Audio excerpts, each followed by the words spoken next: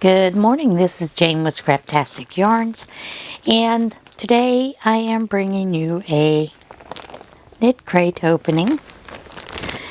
And this is the regular membership subscription, and of course, you know, they've got the information about the tree, and this month's theme was shadows. I have already shown you the patterns. Margaret Olander has the cowl that is done in that, and it's a beautiful cowl. But this month's yarn is a bulky weight, if I remember correctly, is Audine Wools by Knitcrate in Hazel. I don't know, it's got a little fancy script on it, and I can't tell you what it is. Come on, focus. It's not going to focus. Anyway, this is in the colorway Dusk. It is 70% superwash merino, 20% kid mohair, 10% silk. There are 120 yards, 100 grams. It is hand wash only. And there is the color Dusk. It is a beautiful color. And of course you can see the little bit of the halo with the mohair. I do like mohair. I just don't like the fuzz when it flies off. It gets up my nose. Okay? It's kind of crazy when it gets up your nose. But of course you get 2 in the regular membership. And that is what we got, was 2. And then this month's freebie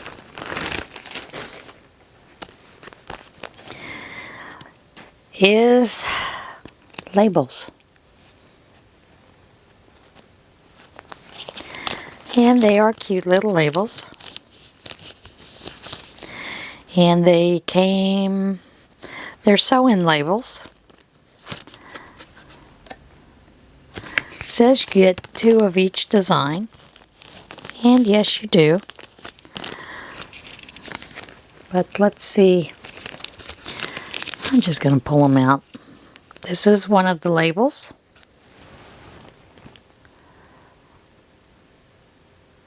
Hope you can see that.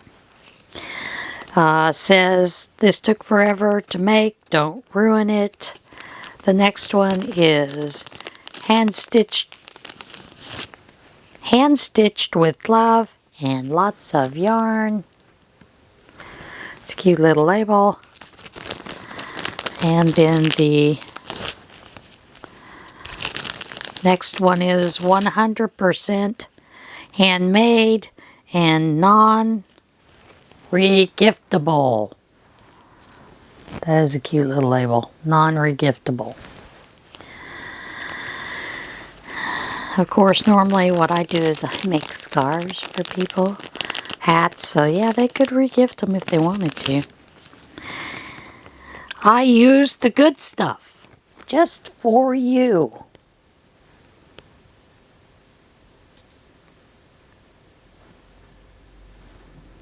Don't know if you can see those, only because the light's funky today. You know, we had ice storms and whatnot this week, so the lighting this week is just off the wall. Of course, what is it? It's winter. And as I was telling one of my friend's husband at our church, I said, I don't like winter. I think it's too cold. You know, when is this cold going to be over with? It's January, you know. He said to me, oh no, January, we're just getting into our peak of winter. It's just gaining its strength. So anyway, Thomas, I'm going to update you a little bit on Thomas. He had his chemotherapy started Tuesday, and of course Tuesday it was nasty weather for us to get out in. It was icy. It was just plain nasty. But we got there in time. We, you know, started early because we were supposed to be there at 8:15 for the doctor's appointment. And We were told they didn't need to have a blood draw done first. No. We get there and the first thing the gal says is you were supposed to be here at 7:30 for a blood draw. And we said we were told we didn't need one for the first one because they had already drawn the blood when they put it in the port. She said, oh, okay. So sent us back to see the doctor. Of course, the doctor wanted blood drawn, so had blood drawn. And then he got his chemo started up about, well, first they give you a mega dose of prednisone, and then they give you a specialized vitamin that kind of targets the cells and helps to open up the cells so that they can accept the chemo. And then they finally started the chemo about 11:30, and we were there till about 2. And of course they bring you back to do teaching, you know, about the medication and things you have to watch out. Like, you know, he's now a walking biohazard. You know, as a man, he has to sit to urinate, sit to empty his bag, all that fun stuff. And I think I told you all this, but I can't remember. It's been one of those weeks, okay? And basically, you know, you're given a hazmat suit to take home with you with the pump. He's on the pump for, I believe it's 46 hours is what it runs. So sometime today we're going to turn the pump off and then go back for them to remove the pump and do another blood draw. And then we'll be back on our home for, you know, a week. And of course for a week after the chemo ends, he's a biohazard. So that if he soils his clothes, we have to immediately put him in a washer. Of course, you know, we don't have a washer and dryer, so they're going to go in a bag. And you have to wash them separately from the other clothes and la la la la la la la. All that fun stuff. So it's been rather interesting. But as many of you know, Thomas has a ostomy. And I thought I would show you, a lot of you saw my post about yesterday about getting the wrong bags. And through everything that has gone on, you would think that the wrong bags for the ostomy would not be the thing that would send me into a crying jag. But it did. And here's why. Thomas's stoma is convex, which means it goes in towards the back of his spine. Sorry about hitting the mic. So it goes in towards the back of his spine so that the stoma area is sort of flush with the skin, but it retracts inward. And normally, these are the convex bags that would work for him. Okay, this is an ostomy pouch. And basically, this is the part that goes against the skin. And you cut out this little area on the back so that you can attach it to the skin. And then there is an opening for you to be able to empty out the bag. And this is a bag that is made by Coloplast. It is the Sensura Mio. And for a lot of people, this works fine. Not Thomas. His stoma is oval in shape. And kind of more elliptical than just oval. So he has to have a deep convex, which is a little bit deeper. I hope that you can see that. Okay, it's a little bit deeper. And it is oval shaped. And the problem with this bag in the oval is, do you see that blue line there? Come on, focus. Focus, camera. Anyway, with that oval line, from top to bottom, like head to toe, is 3/4 of an inch. Let's get back. His stoma this way is actually an inch. So that when in these, you're not supposed to cut past the line. Well, I have to cut way past the line, so there's very little flat space for me to place on the skin around his stoma. And you do want some of this flat piece to be able to stick onto the skin around the stoma. And the way that it happens is once you have it up against the stoma, then it drains down into the bag. This is too small.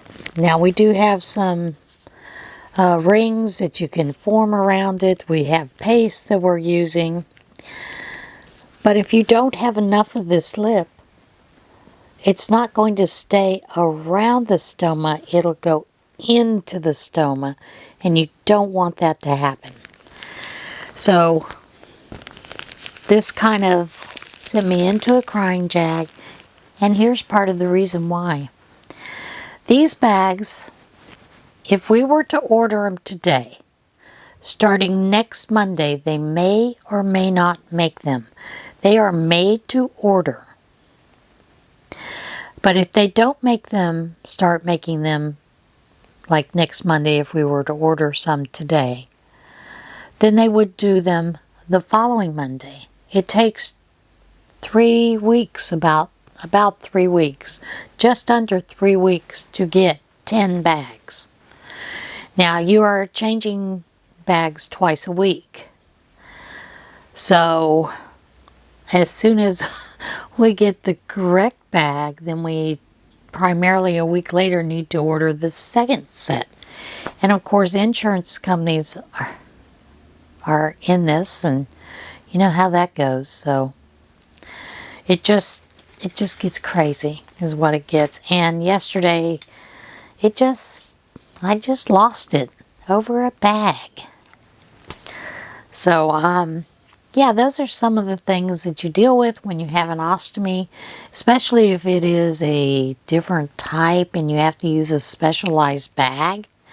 And it's frustrating. And that's what happened yesterday when I had my little crying jag.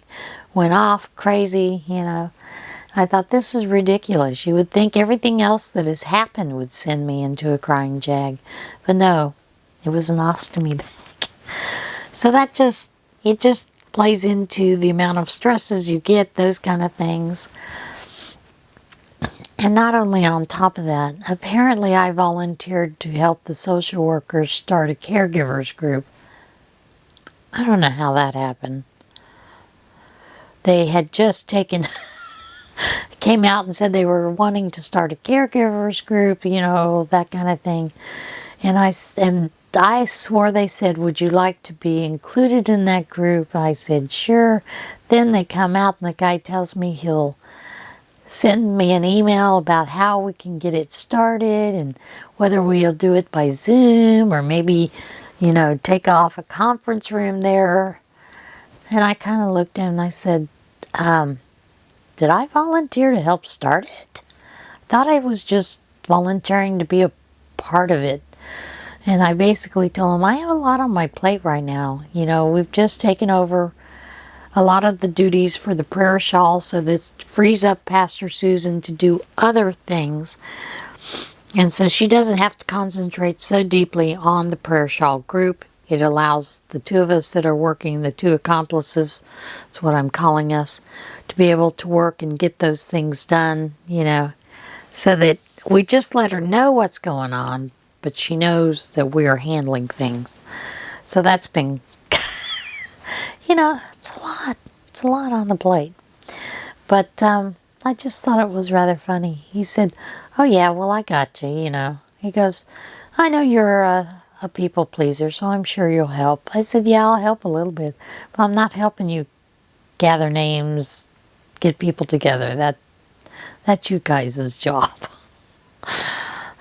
So apparently I'm now volunteer at the hospital.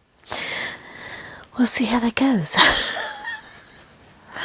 Oh, crazy.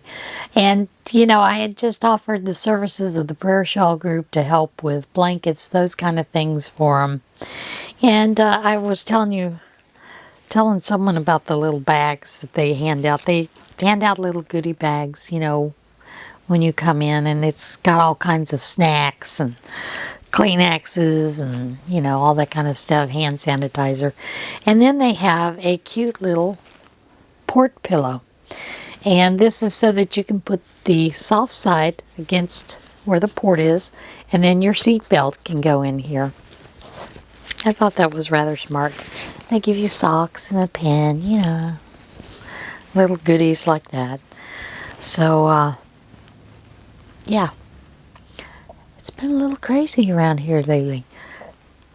So anyway, Thomas is thrilled to death that he is now a walking biohazard. And, you know, every boy's dream is to be able to kill someone when you pee on them.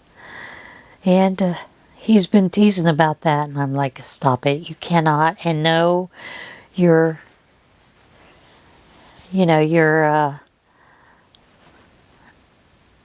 the pump. You know, he said if they just apply it right here in the middle, I could be like Tony Stark. So, yeah, he's having a lot of fun with it still, and, you know, keeping everybody giggling, and we're all laughing at him with it. So, it's been a lot of interesting things going on. He has a week off between chemotherapies. So, he'll go back on February the 10th, you know, for his second chemotherapy. He's been doing well, hasn't had any nausea, any vomiting that I know of. He hasn't said anything about that. So, that's going pretty well. As well as it can be. But, I am going to add one more thing to this.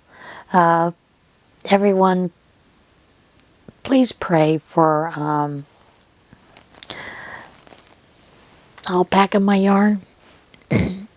She just lost her sister to ALS. So, please pray for her. I think that got her name right.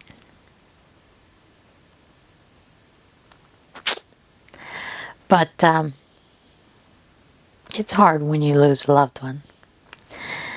So, everybody, that's it for today. I will see you again soon for next week's normal Scraptastic Yarns.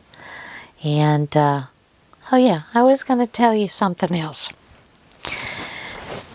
I am wearing a mic, as you can see. Now, it is upside down working with this camera. And I'll tell you why it's upside down.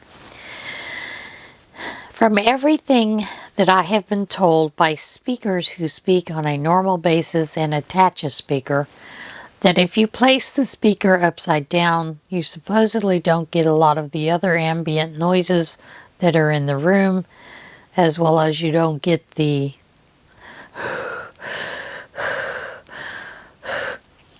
breathing. So for those of you that are using a mic, try it out, see if it works. I haven't paid enough attention. I don't normally rewatch my videos.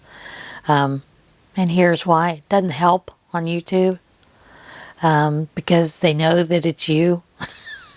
So you don't get any more watch hours for watching your own videos. You don't get any credit for watching your own videos. Alright, that's it. See you guys again soon. Everybody have a blessed week. And remember, choose kindness. Give someone a smile. You may just be the person that brightens their day and changes their outlook for that day. Alright, see you guys again soon.